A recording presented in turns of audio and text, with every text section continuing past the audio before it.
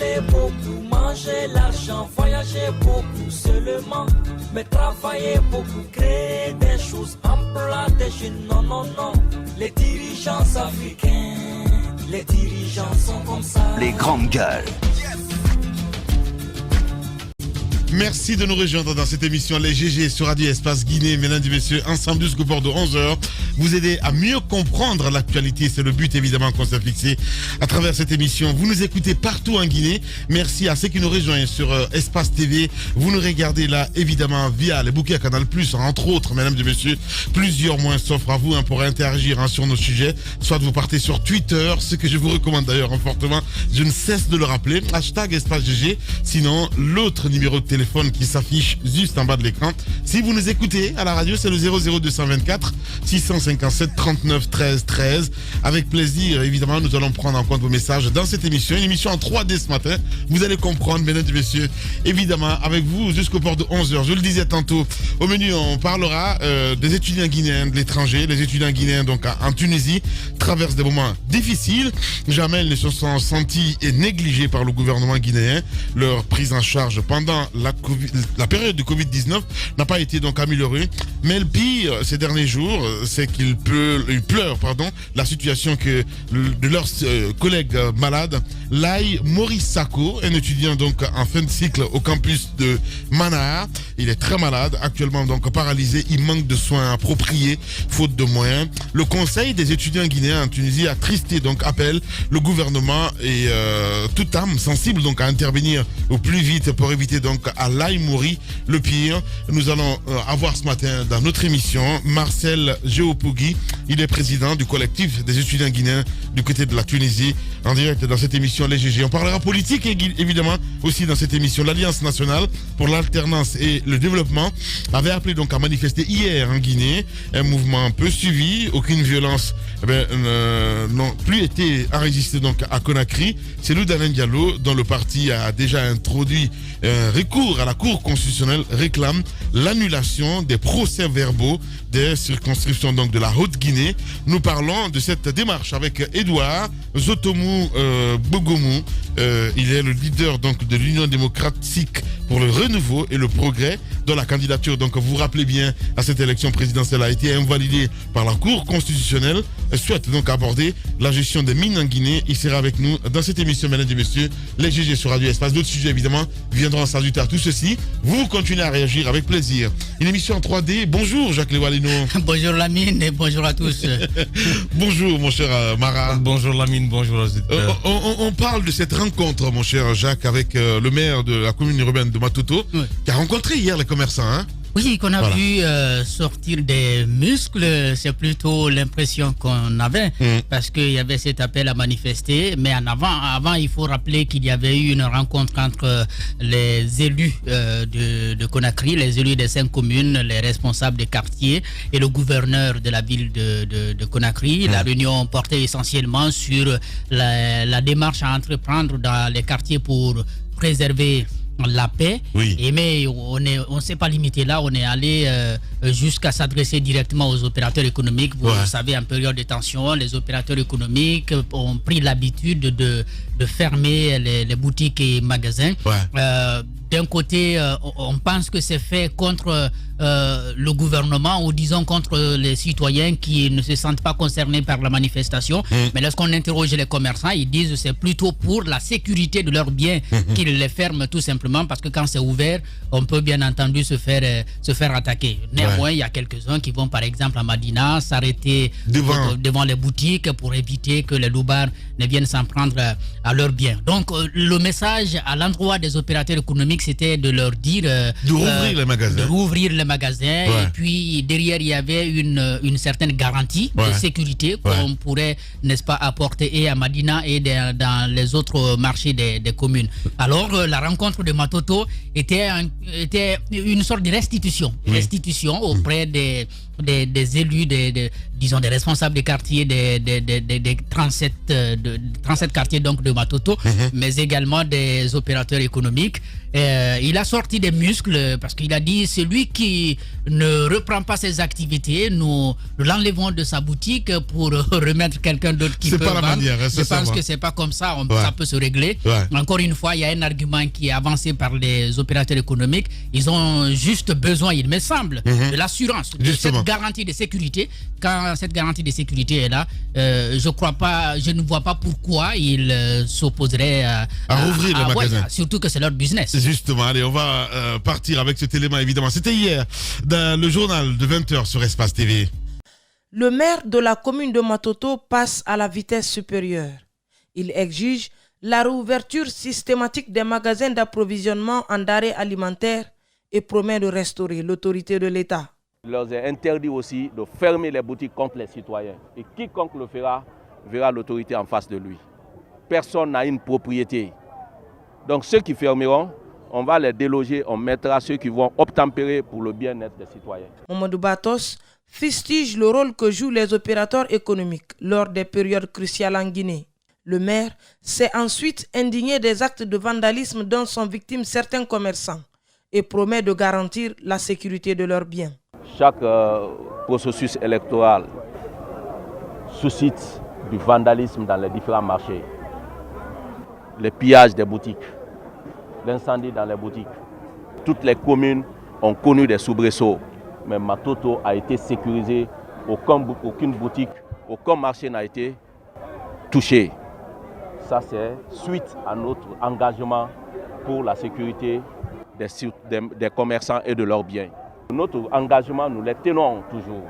Le président de la chambre de commerce de Matoto, visiblement en colère, a donné les raisons de la fermeture des boutiques avant d'inviter ses pairs à reprendre les activités. Il a fermé la boutique assis au côté pour que les bandits, faut pas qu'il va faire rentrer ici, il a ouvert, ils vont faire foncer là-bas, rentrer, les poignarder, prendre leurs biens. C'est pourquoi les commerçants ferment leurs boutiques.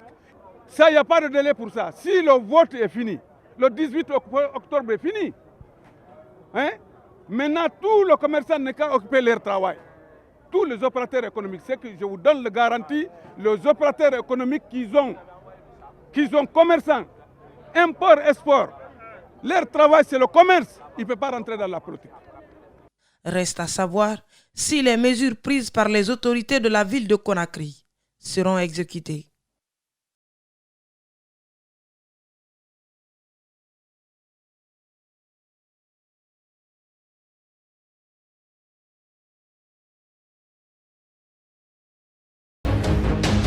Tous les matins également, évidemment, sur Espace TV. À l'instant, Jacques, on vient de regarder ce reportage au niveau Guy. À l'instant T, le maire, comme il l'a dit, et ce commerçant aussi qu'on a écouté, Mara.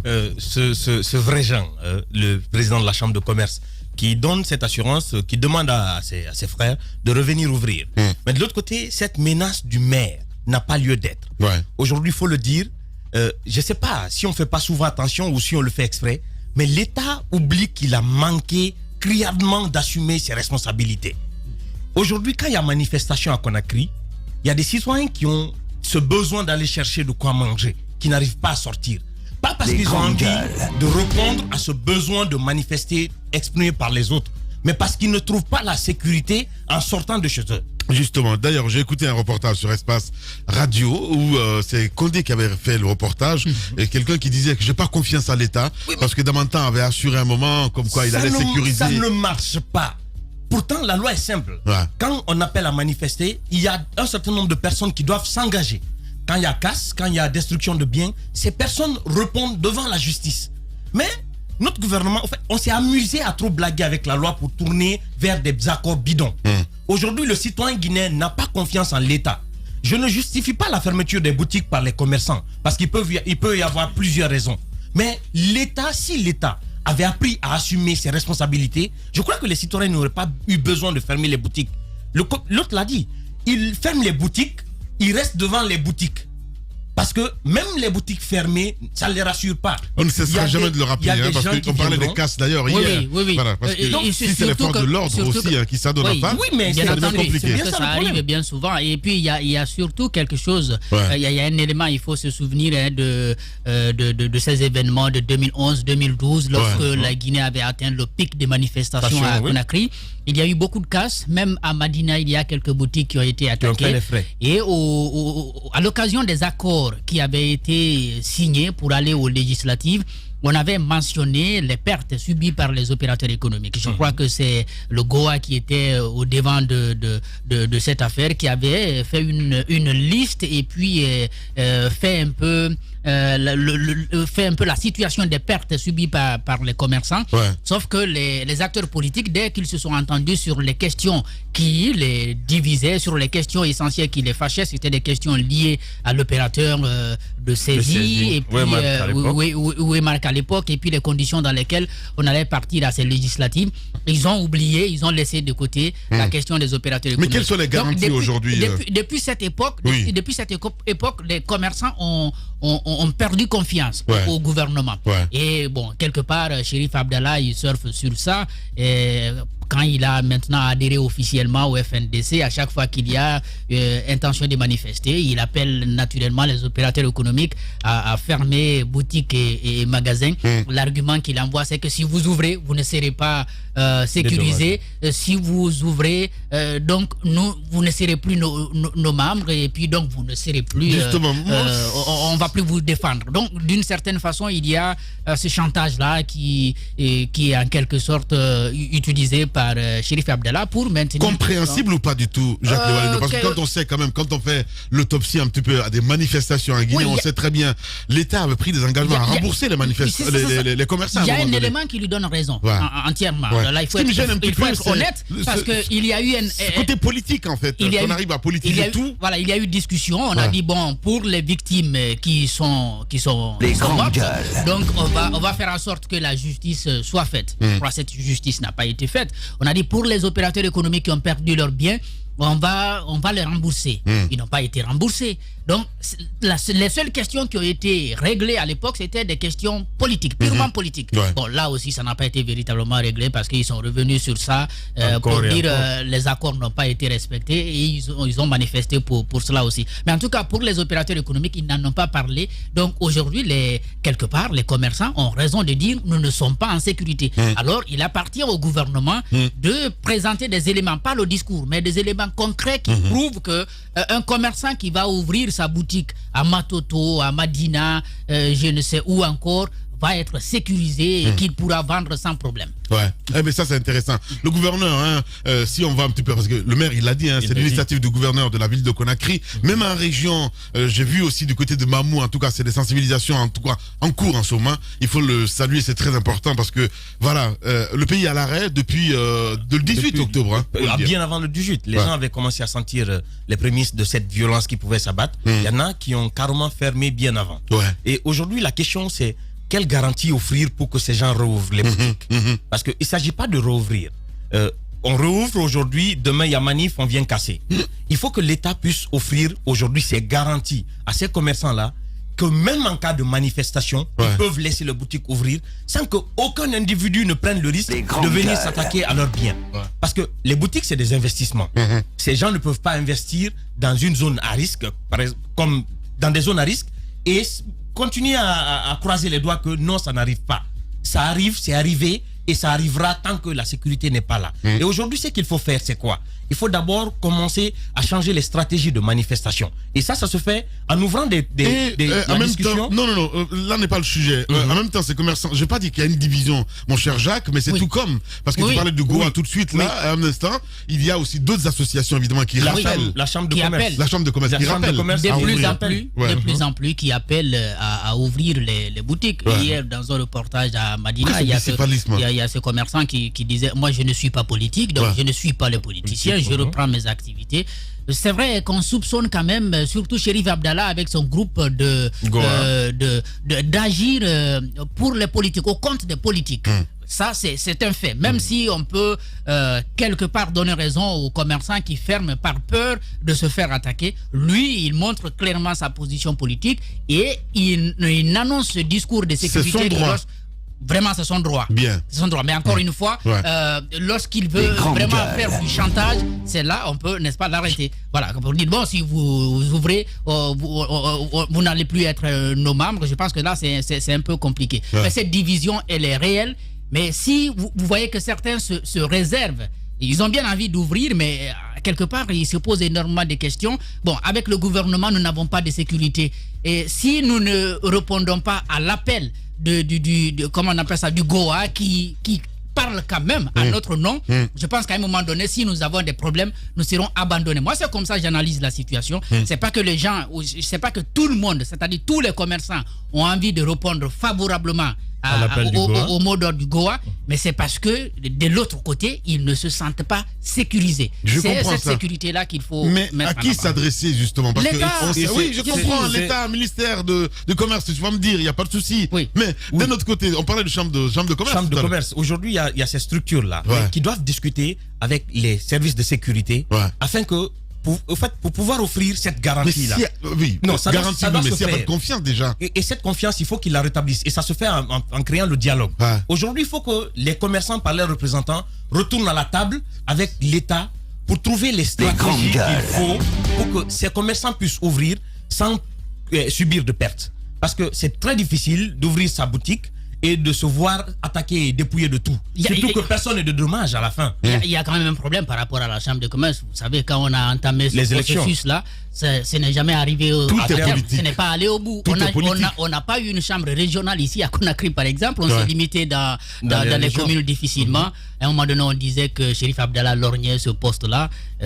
Ça n'a pas été le cas. Et finalement, il n'y a pas eu d'élection. On n'a que des chambres de commerce au niveau des communes. Donc, le leadership a du mal à se prendre. À chaque fois qu'il y a besoin, le ministère du Commerce est obligé d'appeler tous les commerçants, donc de se retrouver là, et puis de leur dire un certain nombre de choses. Bon, ouvrez, diminuer les prix ou bien garder les prix à leur niveau, etc. etc. Ouais. Ben, je pense qu'il va falloir revoir un petit peu les choses, en tout cas de ce côté, pour comprendre exactement, parce que ce bicéphalisme, ça n'arrange personne à la fin du compte. Depuis le 18, je le disais tantôt, c'est pas une question de se répéter, mais si tout le monde reste bras croisés, je pense que ça va continuer comme ça jusqu'en décembre à la fin du compte. Voilà. Et les gens même sont fatigués jusqu'à l'investiture prochaine. Parce que il y a cette crainte que les gens continuent de cultiver. Et aujourd'hui, comme je le disais, ce bicéphalisme existe, c'est vrai, mais il y a des chambres qui ont été mises en place qui existent pour le moment. Il faut discuter avec ces structures existantes. Et de l'autre côté, là où le bas blesse, c'est que le Goa est devenu le porte-voix des commerçants. Et le patron du Goa se retrouve dans une situation où il ne peut plus discuter avec le gouvernement. Chérif Abdallah est en exil au Sénégal. Chérif Abdallah se retrouve en exil au Sénégal, d'où il lance les appels à la fermeture de boutiques. Et le gouvernement refuse de pouvoir lancer un appel à ce Chérif Abdallah pour discuter. Pourtant, aujourd'hui, il est plus écouté que cette chambre de commerce qui existe. Selon toi? La chambre de commerce est cette porte que l'État a en principe pour discuter avec les commerçants. Mais si cette chambre de commerce, dans ce processus de mise en place, a complètement loupé le coche, un souci de leadership, on a connu ces problèmes non seulement à l'intérieur du pays, mais à Conakry, où on n'arrive même pas à mettre en place maintenant cette chambre nationale de commerce. La question qu'on doit se poser, c'est quoi? Aujourd'hui, le citoyen qui est en train de payer les frais, parce que ce manque de sécurité, le citoyen est victime. La fermeture des boutiques, l'autre citoyen aussi est victime. Il y a des Guinéens qui ont besoin de sortir pour se faire un peu de monnaie afin de pouvoir faire des achats et rentrer à la maison. Des provisions. Quand les boutiques sont fermées, il n'y a pas moyen de faire des provisions. Donc aujourd'hui, il faut que chacun des deux côtés commence à penser aux citoyens lambda. Ce Guinéen qui n'a pas les moyens de faire une provision pour un mois ou pour une semaine. Il y a des gens qui ne peuvent même pas vous faire la provision pour 2 jours. Donc aujourd'hui, il y a urgence de communiquer, de dialoguer afin d'offrir des garanties de sécurité aux commerçants et aux commerçants d'offrir la garantie à l'État quand il y a la sécurité d'ouvrir. Je crois que si la sécurité est garantie, les arguments politiques ne marcheront pas. C'est parce qu'il n'y a pas de sécurité que cet argument politique devienne monnaie courante pour dire non, il ferme parce que tel a appelé, ou il ferme parce que tel. Non. Aujourd'hui, offrez la sécurité et regardez après ce qui va se passer. Donc, je crois qu'il n'y a que la sécurité à offrir et les commerçants suivront. À garantir plutôt. La sécurité à garantir plutôt. Merci beaucoup, Alphonse Mara. Vous êtes chez les GG. Chaque matin dès 9h sur Radio Espace Guinée et sur nos radios partenaires, écoutez un show radio-télé unique en Guinée, les GG. Pendant 2 heures, l'équipe des GG de Radio Espace Guinée s'applique à partager l'actualité au plus près du quotidien des Guinéens. Un rendez-vous exceptionnel mêlant infos en direct, débats autour de l'actualité, réactions et interventions d'experts. En simultané sur Espace TV. Tous les matins également sur Espace TV. Désormais, vous avez accès à cette émission. Merci à vous qui nous rejoignez à la demi-heure, mesdames et messieurs. À venir, à 10h, on se parlera des étudiants guinéens du côté de la Tunisie qui traversent des moments difficiles. Jamais ils se sont sentis négligés par le gouvernement guinéen. Leur prise en charge pendant la période du Covid-19 n'a pas été améliorée. Mais le pire ces derniers jours, c'est qu'ils pleurent la situation de leurs collègues malades. Laï Maurice Sako, un étudiant donc en fin de cycle au campus de Manar, est très malade, actuellement paralysé. Il manque de soins appropriés, faute de moyens. Le Conseil des étudiants guinéens en Tunisie attristé appelle donc le gouvernement et toute âme sensible à intervenir au plus vite pour éviter donc à Laï Mori le pire. Vous allez entendre ce matin le président du collectif des étudiants guinéens du côté de la Tunisie, c'est bien Marcel Géopogui que nous allons joindre dans cette émission Les GG sur Radio Espace Guinée. Alliance nationale pour l'alternance et le développement avait appelé à manifester hier en Guinée. Un mouvement peu suivi, aucune violence. Cependant, elle a été enregistrée donc à Conakry. C'est Cellou Dalein Diallo dont le parti a déjà introduit donc un recours à la Cour constitutionnelle, réclame l'annulation donc des procès-verbaux des circonscriptions de la Haute-Guinée. Nous parlons de cette démarche avec Edouard Zotomou Pogomo, leader donc de l'Union démocratique pour le renouveau et le progrès. Donc la candidature a été donc invalidée par la Cour constitutionnelle. Il souhaite aborder d'ailleurs avec nous la gestion des mines en Guinée ce matin dans notre émission Les GG sur Radio Espace. Continuez à réagir avec plaisir et sur les coups de 10h, nous allons faire lecture en de quelques messages si vous le voulez bien sur Radio Espace Guinée. Et oui, du côté de la Cour constitutionnelle, pour l'instant c'est à l'arrêt encore, mon cher. Est-ce qu'on peut s'attendre d'ici la fin de la semaine une sortie ou pas du tout? D'abord, déjà, on peut estimer que ce qui devrait être fait par les candidats est déjà fait. Il y a 4 formations politiques, m'apprend-on, qui ont introduit des recours. Cellou Dalein Diallo, comme on le dit, qui demande l'annulation des votes dans quelques circonscriptions et qui exige aussi, je crois, le recomptage des voix dans d'autres circonscriptions avec exhibition de procès-verbaux, tout cela. Et puis d'autres qui réclameraient l'annulation du scrutin tout simplement pour irrégularité. Donc la Cour constitutionnelle, on pourrait s'attendre vers la fin de cette semaine à ce qu'elle se prononce. En tout cas, je ne vois pas pourquoi elle ne devrait pas accélérer, d'autant plus que il y a des éléments qui sont fournis par les uns et les autres. Il y a un rapport qui est dressé par l'UFDG. Il y a également un autre, de toutes les façons, il y a un qui est venu de la Commission électorale nationale indépendante, et puis de l'autre côté, il y a le RPG qui contre-attaque. Il y a donc des éléments sur lesquels elle devrait statuer. Mais encore une fois, comme je le disais, en plein scrutin, la dernière fois, lorsqu'on était en train de voter, que la question des procès-verbaux étaient soulevés, je disais que la Cour constitutionnelle a fait un pas dans ce contentieux électoral. Lorsqu'elle a pris la décision comme une injonction à imposer à la CENI de remettre, n'est-ce pas, ces procès-verbaux, ces copies des procès-verbaux aux partis politiques.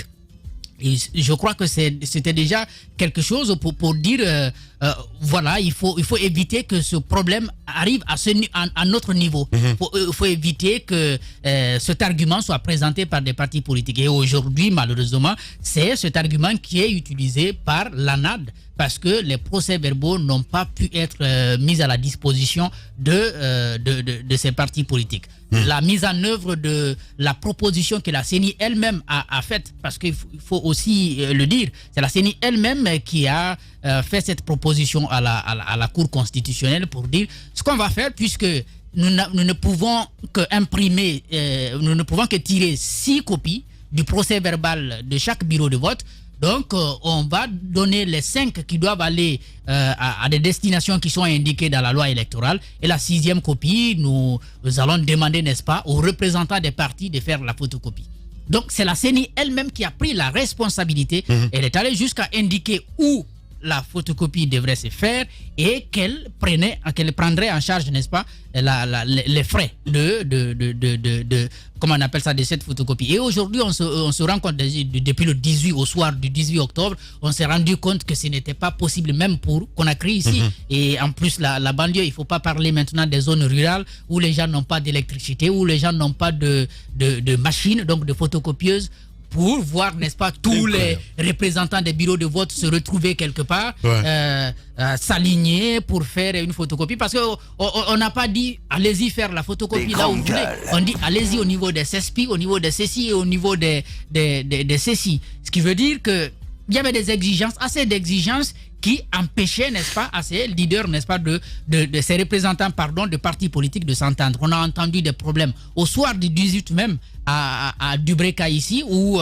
les délégués, après le dépouillement, se bagarraient pour qui va aller avec le procès verbal. Et finalement, celui qu'il avait, semble-t-il, a disparu avec, et on ne sait pas où c'est allé. Il y a eu plusieurs situations comme ça qui se sont répétées. Et encore une fois, si la Cour constitutionnelle... Non mais ça fait rire. En même temps, je suis triste pour le pays, quoi. Oui, c'est quand même assez compliqué. Et on prend la décision, comme je l'ai qualifiée à l'époque, une décision peu utile pour 2 raisons. Parce que techniquement, pratiquement, ce n'était pas possible. Et puis, la décision elle-même est sortie au lendemain du vote. C'est-à-dire au moment où on a fini le dépouillement, on rend public cette décision qui, semble-t-il, avait été prise le 16 octobre. Donc, la question fondamentale, c'est de savoir comment la Cour constitutionnelle va trancher la question des procès-verbaux. D'autant plus que c'est elle-même qui a donné une injonction à la CENI. Et on se rend compte que la CENI n'a pas été en mesure de respecter son engagement. Ça, c'est un premier problème. Maintenant, dans le rapport que dresse l'UFDG, je vois déjà les discussions, les ping-pong sur les réseaux sociaux. Le débat des réseaux sociaux. Le débat des réseaux sociaux. Mais non seulement c'est de bonnes guerres, mais ça pose quand même des questions. Oui, beaucoup de questions, beaucoup d'interrogations. Voilà, parce que si on a donné des résultats qui donnent à Cellou Dalein Diallo 53%, avec un taux de participation, semble-t-il, de 65%. Et ça veut dire qu'on a tenu compte de l'ensemble du territoire national. Et si on en vient à dire, bon, malgré ce score que nous avons, on veut quand même que vous annuliez le vote en Haute-Guinée. Et je me demande qu'est-ce qu'on fait des résultats qu'Étienne Soropogui a présentés. Il y a quand même des résultats là. Donc, si on a confiance à ces résultats, on ne demande pas l'annulation d'un vote quelque part. On va juste avec les preuves qu'on a pu obtenir les 53%. Et après, la Cour constitutionnelle va vérifier si c'est vrai qu'on a pu les avoir. Donc, attendre encore, Alphonse Mara. Continuer à attendre et continuer à espérer, surtout pour les partis politiques d'opposition. Hier, j'ai vu quelques extraits de ce qu'on appelle les attestations de décharge. La CENI a fait signer des décharges sur WhatsApp. La CENI a fait signer des décharges à quelques représentants de partis politiques qui disaient qu'ils avaient reçu les extraits ou les copies des PV. Je ne sais pas quelle valeur ça aura devant la Cour constitutionnelle, mais la question est encore de revenir à savoir, est-ce que la mesure prise par rapport à cette question de PV était vraiment réalisable? Parce que Jacques l'a dit, à Conakry déjà, il y avait des difficultés à faire la photocopie. Imaginez à Yomou ou dans d'autres villes où ils n'ont pas de courant, où il n'y a pas de photocopieuse. Comment ça se passe? Terrible. Donc aujourd'hui, la question qu'on est amené à se poser, sur quelle base la Cour constitutionnelle, cette fois-ci, va se focaliser pour rendre sa décision? Parce que ça va être difficile sur la base de ces PV qui n'ont pas pu être photocopiés faute de moyens logistiques, le courant et la photocopieuse. Donc si ces PV qui devaient servir pour les recours n'existent pas, sur quoi les partis politiques vont aller cette fois-ci devant la Cour constitutionnelle. Et la Cour constitutionnelle, je ne sais pas, quand elle prenait cette décision, qui a été, comme Jacques l'a dit, ça a été publié au lendemain du scrutin, pendant que la décision est datée de 2 jours avant le scrutin, on est amené à se poser la question, par quel mécanisme aujourd'hui on va justifier l'absence de certains PV. Parce qu'il a dit, il y en a qui ont fui, il y a certains qui ont fui avec les PV, et d'autres partis ont longtemps attendu, ou certains ont attendu jusqu'au lendemain avant de pouvoir avoir ces PV. Et les décharges, est-ce que les décharges-là engagent la responsabilité des partis politiques, ceux qui n'ont pas reçu les PV? Est-ce qu'aujourd'hui, même s'ils ont les noms sur les décharges, parce qu'il y a aussi une question de sincérité, est-ce qu'ils vont reconnaître qu'ils ont... Il n'y a pas de sincérité en politique. C'est bien ça. Qu'est-ce que tu racontes, c'est pourquoi je dis, il y a un souci de sincérité. Est-ce que ces gens-là vont reconnaître qu'ils ont reçu les PV? Bien. Donc, la difficulté se pose dans le travail de la Cour constitutionnelle. Et je crains, cette fois-ci, qu'ils aient du mal à rendre leur justice de si tôt. Bien, on verra bien, hein? On est en Guinée. Bonjour, bonjour Madame Hiro, bienvenue. Bonjour Lamine, bonjour à tous. Voilà, on est toujours à l'attente, hein? La Cour constitutionnelle qui ne se prononce pas. Qui ne se prononce pas, qui a du pain sur la planche, parce que si vous voyez tous les rapports qui ont été produits, notamment par rapport aux anomalies constatées pendant le processus, en fait, j'ai l'impression de me répéter chaque matin en parlant dans ce studio. C'est du déjà entendu, on en a parlé depuis la veille de l'élection, justement par rapport à ces PV Lamine, et cette Cour constitutionnelle a rendu un arrêt. Un arrêt qui n'a pas été mis en application. Et donc, c'est comme si les choses lui revenaient à la figure aujourd'hui. Comment est-ce qu'elle va s'y prendre? Parce que quand vous, en tant qu'entité supérieure qui doit être consultée, on vous consulte, vous rendez, vous tranchez, vous n'êtes pas écouté, que les mêmes problèmes vous reviennent pour trancher, je me demande comment vous allez vous y prendre pour régler le problème. Parce que déjà, pour ne pas qu'il y ait ces problèmes-là, vous avez dit faites cela, faites ceci, vous n'avez pas été entendu. Donc c'est un problème un peu complexe, je crois, pour la Cour constitutionnelle. Je crains que des gens n'aient des cheveux blancs pendant ces quelques jours-là, avant que le travail ne puisse finir, parce que je pense que c'est une situation qui est très compliquée, cette histoire des PV, parce qu'on l'a dit de par le passé, quand il n'y a pas de PV, par exemple, par rapport à une zone déterminée, je me demande comment les partis politiques qui ont concouru dans la zone peuvent faire des recours. Parce que vous n'avez aucun élément juridique fiable pour vous permettre de faire le recours. D'où, comme on appelle, la demande de certaines formations politiques d'invalider carrément comment on appelle, certaines circonscriptions électorales. Est-ce que ça va se faire? C'est la grosse interrogation, et je sais que ça ne va pas se faire, je sais que ça va être compliqué, et puis ça enfonce le clou, en fait, ça crée la crise à nouveau dans ce pays, parce que justement on n'a pas travaillé en amont. Le problème est parti de cette loi électorale que nous avons, parce que les gens n'ont pas étudié les choses en profondeur pour mettre quelque chose de vraiment solide, comme on l'a dit de par le passé. Et là, on est confronté à cette histoire de PV dont on parle depuis la veille, depuis avant l'élection. Et c'est la même chose qu'on répète tous les jours. Et je pense que la Cour constitutionnelle a sérieusement du pain sur la planche. Très bien dit. Hein. En Côte d'Ivoire, ça allait très vite, hein, mon cher. Côte d'Ivoire, c'est allé très vite. Et les contestataires n'ont pas tardé. Ils ont pris leur position très au sérieux. Hier déjà, ils ont formé un gouvernement. Ils ont formé un gouvernement, un président, un vice-président. Même ceux qui sont à l'étranger sont dedans. Gbagbo, Guillaume Soro, Blé Goudé, qui se retrouvent à des postes ministériels. Et depuis, on a quand même créé quelquefois un petit problème à ce vieux-là, parce que dès qu'on l'a élu président du Conseil national de la transition, on a vu ce déchaînement des forces de l'ordre à son domicile. On ne sait pas, dans la nuit d'hier, on apprenait qu'on était sur le point de l'arrêter. Je crois que la Côte d'Ivoire... parce qu'il a été relâché. Hein. On ne peut pas... parce que j'ai ici bien installé. Je crois qu'on ne peut pas le garder. On va peut-être l'arrêter un moment et puis vouloir lui dire de se retirer, de ne pas continuer à tenir tête à Alassane Ouattara, mais c'est pas quelqu'un qu'on peut mettre en prison comme ça en Côte d'Ivoire pour que le reste du pays reste calme. C'est un peu grave. Et ce n'est pas quelqu'un non plus qu'on peut prendre pour envoyer vers une juridiction internationale, comme on a pu le faire facilement avec Laurent Gbagbo. Avec Laurent Gbagbo, c'était la communauté internationale nationale, il était loin de la Côte d'Ivoire. C'est pourquoi, à un moment donné, en tout cas pour les 10 années, Alassane a eu le temps de travailler. Maintenant, Henri Konan Bédié, l'avoir en prison en Côte d'Ivoire, c'est avoir la Côte d'Ivoire en feu pendant tout le temps qu'il va être en prison. Je crois qu'on ne va quand même pas jouer avec ça. Mais les gens essayent quand même de dire à ces Ouattara de faire attention.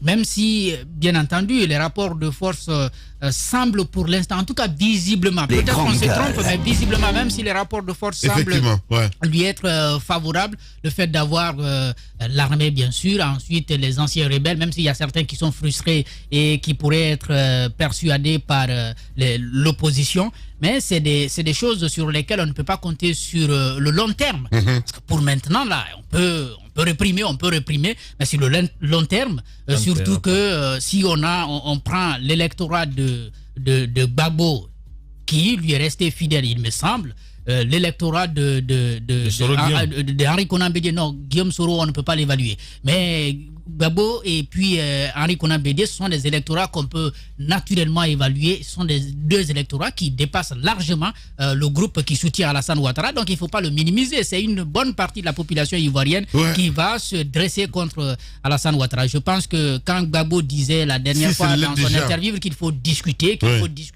on ne peut pas écarter cela aujourd'hui. Il ne peut pas avoir un mandat facile comme cela a été pour les deux derniers. Quel scénario pour nous en Guinée? Scénario en Guinée, c'est compliqué à définir. Il y a des propositions de transition quand même qui sortent de trous. Il y en a même des présidents potentiels de transition. Oui, Abessila s'est proposé. J'ai entendu ça, Donc il y a des présidents potentiels de transition. Aujourd'hui, la situation en Côte d'Ivoire et en Guinée, on a l'impression que les présidents Ouattara et Alpha Condé se consultent mais ne se donnent pas de bons conseils. Le président Alpha Condé qui quand même passe son 3e mandat avec un score moins élevé que son frère qui vient avec un score russe. Les grandes gueules. Aujourd'hui, le scénario possible en Guinée, c'est quoi? Il faut ramener d'abord les partis à la table. Il y a certaines divergences ou il y a certains facteurs que chacun évoque qui sont vrais. Aujourd'hui, l'UFDG se sent biaisé dans ce processus qui vient de passer. Surtout quand il s'est vu, lui en personne, refuser d'accès à Cancan et ensuite quelques membres de ses bureaux de vote qu'il signale ne pas avoir eu accès dans des bureaux dans plusieurs centres de centralisation. Donc aujourd'hui, il faut les ramener à la table, discuter de ces réalités que chacun a dans son cartable, mettre les divergences de côté et pouvoir trouver une solution de sortie de crise. L'essentiel de cette crise, chacun se bat pour le bonheur du peuple de Guinée. Et le bonheur du peuple de Guinée peut aussi se retrouver dans l'entente des partis opposés. Aujourd'hui, on ne serait pas contre une transition. Je ne propose pas la transition. Je ne suis pas un Saint-Esprit pour proposer la transition en Guinée, mais je dis que ça ne pourrait pas être écarté. On pourrait voir un gouvernement d'union nationale qui sortirait avec les principales partis d'opposition et la mouvance. Ça nous permettrait d'écarter ces soucis et qu'on ça a. nous rattrape toujours parce que de consensus en consensus on se retrouve là aujourd'hui. On reporte les crises. J'étais en train d'analyser ça ce matin. Je me souviens, Dadis avait proposé en Guinée de reporter les élections présidentielles, de faire les législatives avant. Mais à l'époque, nos opposants étaient... Les grandes gueules. J'ai l'impression que t'es un historien, toi. Non, en fait, chacun voulait sortir ses muscles. Chacun était sûr des muscles qu'il avait. Ils ont refusé d'aller aux législatives avant les présidentielles. Beaucoup l'avaient prédit comme ça, de toute façon, on se rappelle, hein, si on regarde un petit peu dans le rétroviseur, Lansana Kouyaté, il l'a dit sur notre antenne. Donc voilà, il n'y a pas besoin de refaire la situation, elle est là. De toutes les façons, ça a été réglé. Justement, non, mais... Parce que ça ne nous a pas empêché de tenir des législatives. Il faut que je revienne sur ça pour parler du contexte actuel. Ça, on l'a raté. On a raté la participation de l'opposition à l'Assemblée. C'est fait dans un contexte assez particulier. Ils ont collaboré avec la mouvance sur plusieurs aspects, mais la loi électorale qui est aujourd'hui source de conflit de cette crise n'a pas été leur question fondamentale. Quand il a été question de réviser le code électoral, on s'est juste contenté de réviser quelques parties qui concernaient la répartition des fauteuils. On a oublié ce facteur. Aliou Condé l'a rappelé ici la dernière fois. La question des PV ne date pas de cette élection ou des élections législatives dernières. Ça date de bien avant. ils ne se sont pas attelés à régler les questions essentielles qui pouvaient être source de crise. Merci, aujourd'hui, la Alphonse. crise retombe à leur figure. Ce qu'il faut faire, mettez vos divergences de côté. Allez discuter et trouvez-nous une solution pour le peuple de Guinée que chacun prétend valablement défendre ou dont chacun défend les intérêts. Allez-y, madame. Quel scénario maintenant que nous sommes dedans? Quel scénario? Oui, nous sommes pleinement là-dedans. Lamine, je sais une chose. Il me semble que les années à venir ne vont pas être faciles comme on l'a vécu de par le passé parce que je sais que ça va être très difficile parce que ce que nous remarquons, chacun campe sur sa position. Effectivement. Vous avez vu, par exemple, l'UFDG qui n'est pas prêt à céder. Ouais. Vous avez vu, j'ai vu une sortie de Damaro où il dit qu'il n'est pas sûr qu'on puisse invalider un tiers du vote pour permettre à quelqu'un d'arriver au pouvoir. N'est-ce pas? Vous avez vu les mouvements qui sont pour l'alternance. Donc, chacun estime que oui, c'est sa ligne qui est légitime. Et quand c'est comme ça, c'est compliqué pour une nation parce que de toutes les façons, il faudrait que les gens s'asseyent, qu'ils trouvent une solution pour qu'on puisse s'entendre. Mais le problème, c'est quoi ici, Lamine? C'est que la Guinée tourne en rond. Ouais, vous l'avez dit, nous tournons en rond. Ouais.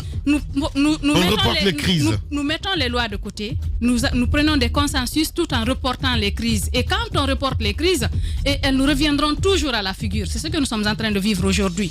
Et ça risque d'être très compliqué pour les Guinéens parce que même si on arrive à laisser passer le président Alpha Condé et que tous ces mouvements continuent et que les partis politiques d'opposition continuent à revenir manifester, c'est que la Guinée, ce sera difficile pour les investisseurs par exemple, ce sera difficile pour les jeunes qui veulent entreprendre, ce sera difficile, le climat ne sera pas facile pour quelqu'un qui veut s'émanciper, que ce soit pour un citoyen lambda, pour un entrepreneur, parce que vous savez qu'il y a des pays à travers la planète où il y a une ligne rouge. C'est-à-dire, on vous dit, méfiez-vous d'aller par-ci, méfiez-vous d'aller par-là, parce que chaque jour, c'est des problèmes. C'est comme si, quand il y a manifestation à Conakry, on vous dit, par exemple, les diplomates disent à leurs concitoyens, par exemple, de ne pas aller, vous qui êtes français, par exemple, on vous envoie un SMS pour vous dire de vous méfier d'aller dans certaines zones. C'est ce qui va se passer, Lamine. Les crises qu'on a reportées vont nous revenir à la figure et les années à venir vont vous le prouver. Justement. Ça ne va pas être facile. Et peut-être même cette crise commencera même au sein de la mouvance. Et justement, on verra bien. Non, pourquoi pas. parce que chacun réclame un petit peu la paternité, en tout cas en ce qui concerne ces élections présidentielles. Et la guerre de positionnement. Et justement. On a commencé. Voilà. On a commencé. Allez, on va revenir à 10h, mesdames et messieurs. On parlera politique, mesdames et messieurs, avec Edouard Zoto Pogomou. Il est leader de l'Union démocratique pour le renouveau et le progrès. Et puis, nous irons aussi du côté de la Tunisie. On parle de vrais gens dans cette émission, mesdames et messieurs. On revient à 10h. Radio Espace Guinée, les GG. Attention aux fake news. Le grand tribunal des réseaux sociaux a un peu perverti le débat. La moindre phrase est sortie de son contexte. Cela peut souvent arriver à certaines grandes gueules qui sont prises à partie. Il faut garder sa liberté d'expression. Ici, c'est les GG. Bienvenue dans votre talk show qui vous ressemble en ondes depuis plus de 10 ans.